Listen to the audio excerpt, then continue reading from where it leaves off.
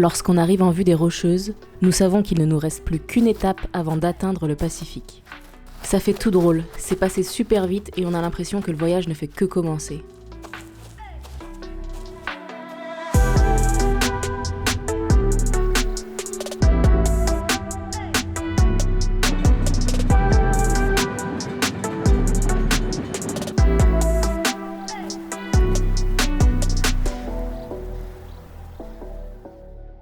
Je terminais le vlog précédent en disant qu'on avait un peu peur de ce qu'on allait trouver dans les provinces de l'ouest du Canada. Un peu peur de la foule, du tourisme de masse, de ces gens qui s'agglutinent au même endroit, qui ne sont là que pour prendre une photo. Bref, tous ceux qu'on s'est évertués à éviter tout au long de notre voyage. Et ben ceux-là, on les a trouvés tous réunis dans le parc national de Banff. Allez, une autre pause d'instagrammeuse, Alexandre. On s'était habitué à la solitude et à la tranquillité des prairies, et voilà qu'on débarque dans le parc national le plus connu du Canada. C'est de la folie. Rien que pour entrer dans le parc, il faut se battre. Pour récupérer une carte des randonnées, il faut se faufiler parmi une foule dense. Pour réserver un camping, il faut s'y prendre plusieurs mois à l'avance. Pour visiter certains lacs, il faut absolument venir avant 5h le matin, au risque de voir les parkings complètement pleins. C'est n'importe quoi, c'est du délire. Et on a du mal à se sentir à notre place parmi tout ce bordel. Heureusement, les montagnes sont jolies et les animaux sont partout. On a de la chance de croiser à nouveau quelques ours et près de notre camping, c'est un troupeau de wapitis qui nous accueille chaque jour à notre retour. Bien sûr, on n'est jamais seul et c'est une sensation très bizarre que de se promener en pleine nature, mais de toujours entendre le brouhaha d'une conversation ou le tintement insupportable des cloches soi-disant anti-ours.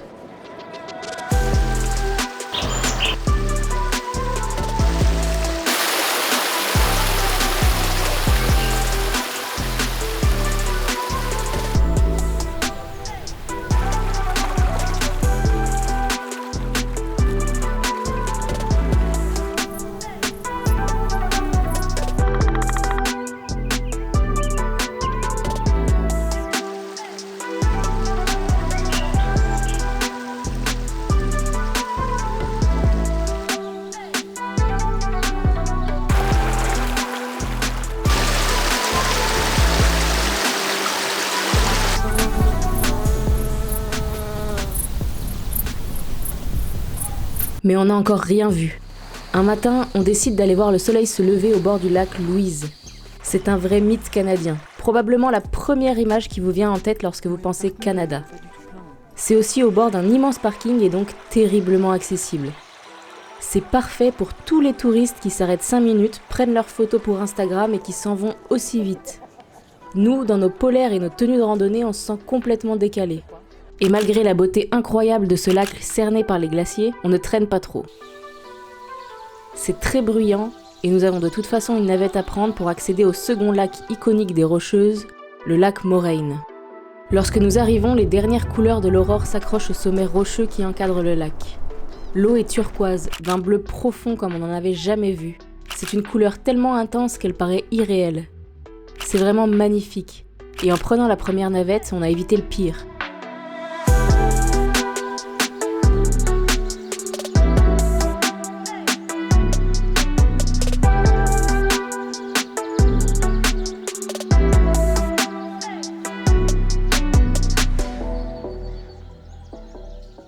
On décide quand même de s'éloigner des berges et de prendre un peu de hauteur.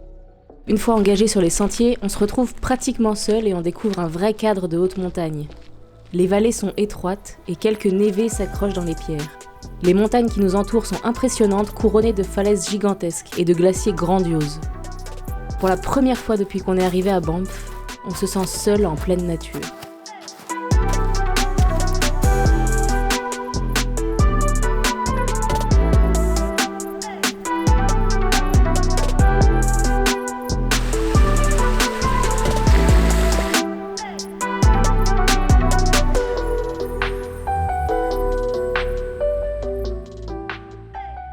Le retour est brutal.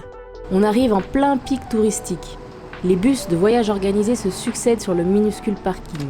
Ça grouille sur les pierriers protégés. Ça escalade partout, ça franchit toutes les zones interdites et les rangers ont l'air complètement dépassés.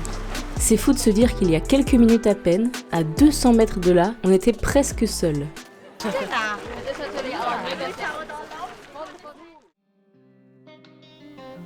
Bon, vous l'avez compris, on a été un peu déçus de ce premier aperçu des Rocheuses canadiennes.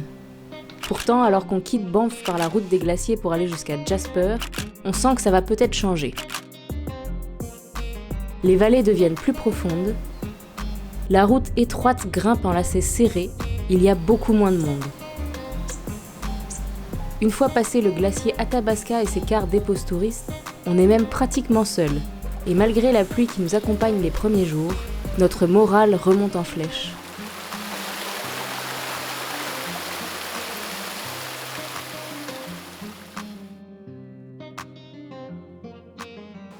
Avant d'entrer dans les Rocheuses, j'ai fait l'acquisition d'un zoom. C'est la première fois que j'en utilise un, mais je m'y fais vite. Et c'est un vrai bonheur de l'avoir dans cette région où les animaux pullulent. Et on n'a pas besoin d'attendre longtemps pour croiser nos premières bêtes sauvages, les emblématiques chèvres des Rocheuses.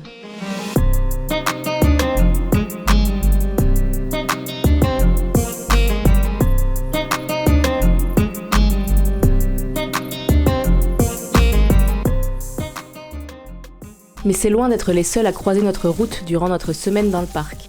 Chaque trajet, chaque randonnée, chaque réveil même est une nouvelle opportunité d'apercevoir la vie sauvage et nous finissons toujours par nous arrêter quelques minutes pour observer la faune. Ainsi, on ne compte plus le nombre de cerfs, de marmottes, de pikas, de spermophiles, d'ours noirs ou d'oiseaux que nous avons pu observer durant ces quelques jours.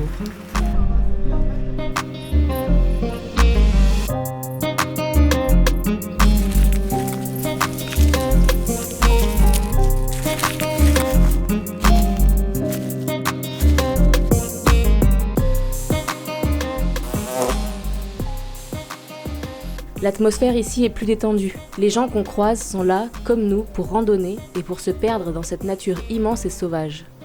On sent que tout le monde est plus sympa, détendu, respectueux et on se retrouve bien mieux ici.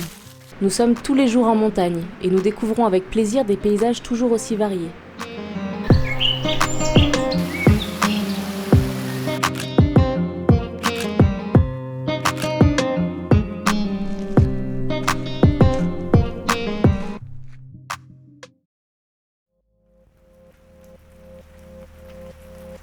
Le sentier Edith Cavell est l'une des plus belles excursions qu'on ait faites.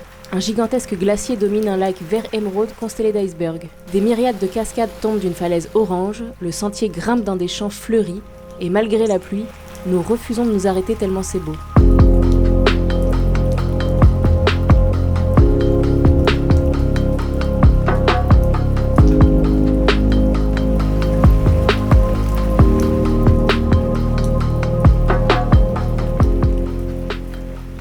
En plus, c'est ici qu'on va faire notre rencontre la plus forte. Au pied d'une crête, nous sommes accostés par un groupe de Français. Il y aurait des grizzlies un peu plus bas sur le sentier. On n'hésite pas longtemps et on décide prudemment d'aller voir. On marche en parlant fort, tous les sens en alerte. On avance doucement, on ne veut pas les surprendre ni nous retrouver trop près. Soudain, un mouvement attire notre regard.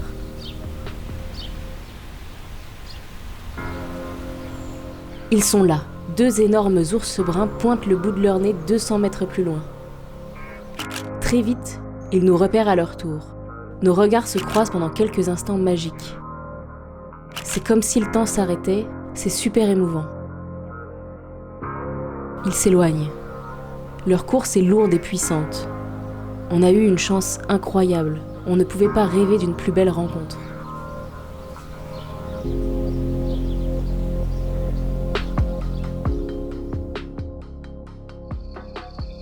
Au camping, on est encore une fois privé de salle de bain.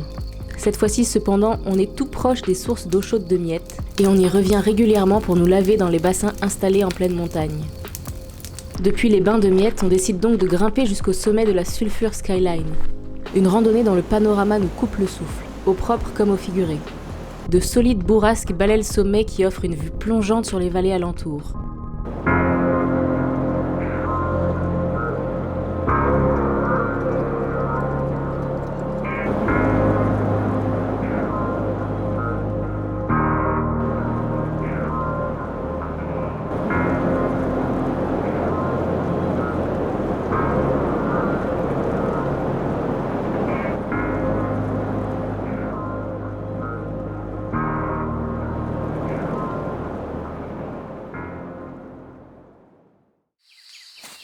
Décidément, Jasper aura su nous réconcilier avec les Rocheuses.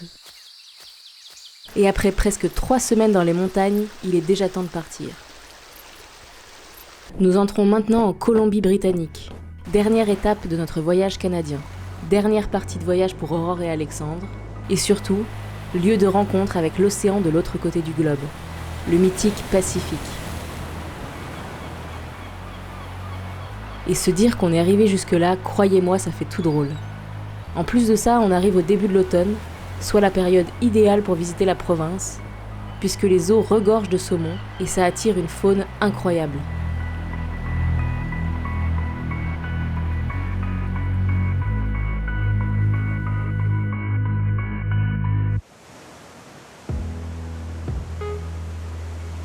Notre première étape est l'île de Vancouver. Et encore une fois, on est déçus des endroits les plus connus. Tofino nous laisse plutôt froid, malgré une baignade mémorable dans les rouleaux de l'océan. Et on préfère la région d'Ucluelet, dont le port de pêche est habité par les phoques et les otaries.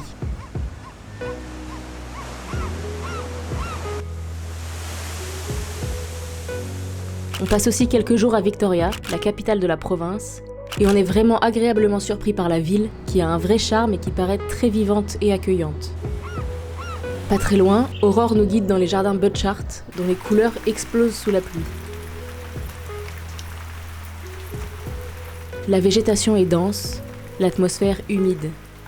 Des arbres gigantesques abritent nos bivouacs, et même Pompon semble minuscule dans ces forêts millénaires.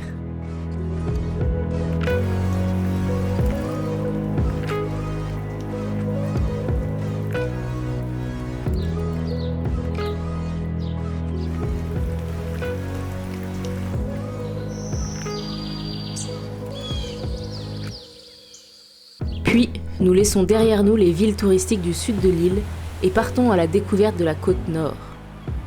Après de longues heures de piste sur des routes forestières, nous atteignons le parc provincial de Cape Scott et ses plages immenses et perdues, où le temps semble s'être arrêté. C'est beau, c'est vraiment beau, et si je passe aussi rapidement sur toutes ces expériences, c'est pas parce qu'on les a pas aimées, mais c'est parce que ce qui suit est encore plus incroyable, que c'est un condensé de tout ce qu'on peut voir de magnifique sur cette île. Et cette petite aventure qui nous a tellement marqués, elle commence au nord-est de l'île, dans un tout petit village au bord de l'eau. Telegraph Cove.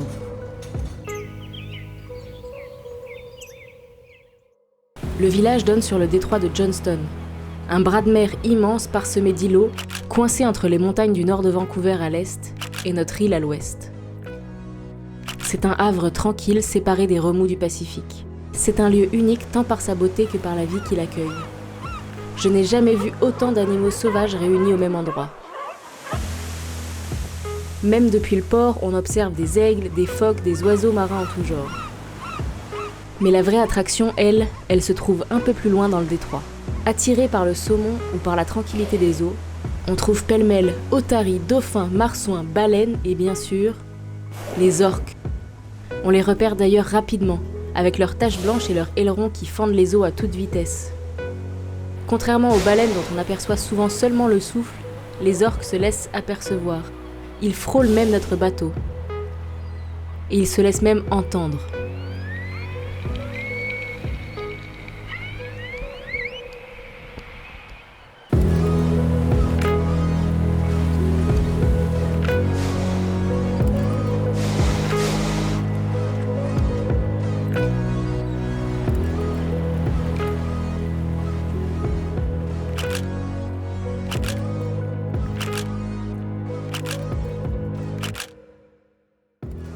C'est magique.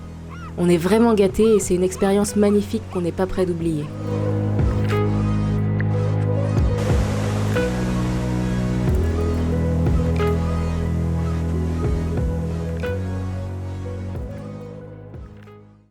Dans un voyage, c'est fou tout ce qu'on vit comme moment inoubliable. Entre les hauts et les bas qu'on est sûr de garder avec nous, et puis ces petits moments plus tranquilles, dont on se rend compte bien plus tard qu'ils nous ont marqué plus que ce qu'on pensait.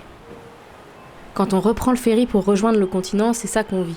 On ne fait rien de spécial, on regarde les montagnes s'approcher, la ville grossir, et puis le souffle de quelques baleines à l'horizon.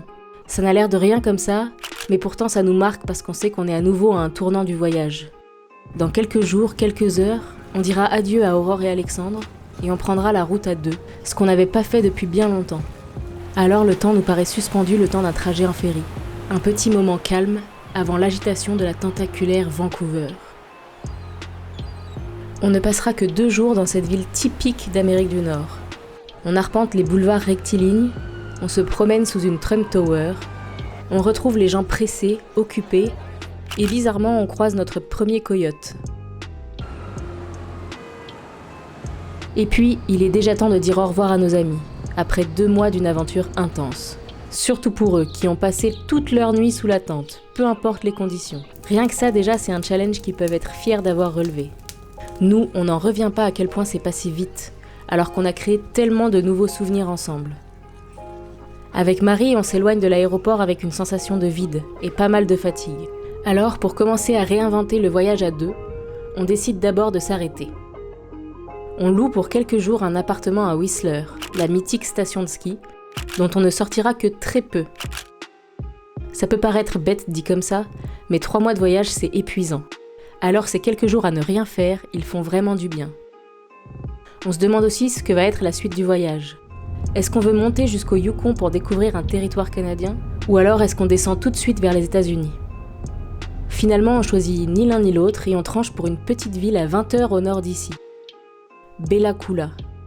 Et ça aussi, ça aura été une sacrée expérience. Il faut d'abord traverser le Chilcotin, une région dont on n'avait jamais entendu parler. Agricole, humide, nichée au pied d'une chaîne de volcans. Et rien que ça, c'est super beau et dépaysant. Comme dans les prairies, tout semble paumé. L'élevage se fait en semi-liberté, et il n'est pas rare de croiser vaches et chevaux le long de la route, qui finit par se transformer en piste alors que l'on commence à grimper vers le col Ekman. Les nuages s'accumulent de ce côté-ci de la montagne. Les forêts sont denses et humides. Dans la forêt détrempée se trouve un coude de la rivière Bella Coola, où il est possible de voir en toute sécurité les grizzlies sauvages. Et ils sont nombreux en cette saison où le saumon remonte la rivière. On reste là, à observer une mère, ses 3 oursons et un gros mâle pendant plusieurs heures. C'est incroyable d'être autorisé à partager leur vie quelques minutes.